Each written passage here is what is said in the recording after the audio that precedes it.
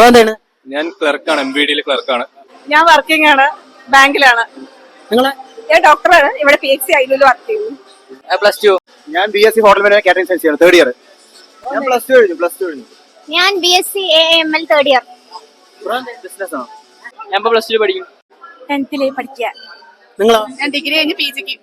ഞാൻ +2 കണ്ടിരിക്കുകയാണ്. ഇപ്പോ കീം എൻട്രൻസ് ആയിട്ട് ഇരിക്കുക. ഞാൻ 10th ക്ലാസ് കഴിഞ്ഞു. ഞാനും 10th ക്ലാസ് ഞാൻ IT ആയിട്ട് വർക്ക് ചെയ്യാണ്, കഞ്ചിക്കോട് പഠിക്കുന്നു, ഹോട്ടൽ മാനേജ്മെന്റ്. ഞാൻ B.Ed പഠിക്കുന്നു. ഞാൻ ഡാമിൽ വർക്ക് ചെയ്യാം. ഞാൻ ഫിനാൻസിലാണ്. ഫയർഫോഴ്സിൽ. ഞാൻ ഇപ്പൊ BCom പഠിക്കുന്നു, ഫസ്റ്റ് ഇയർ. +2 പഠിക്കുക.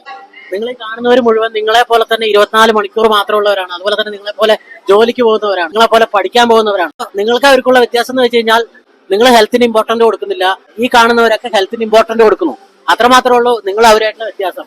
അല്ലാതെ അവർ വെറുതെ ഇരിക്കുന്നതുകൊണ്ടോ അവർക്ക് സമയം കൂടുതൽ കിട്ടുന്നതുകൊണ്ടോ ഒന്നുമല്ല അവർ ഈ ജിമ്മിലേക്ക് വരുന്നത്.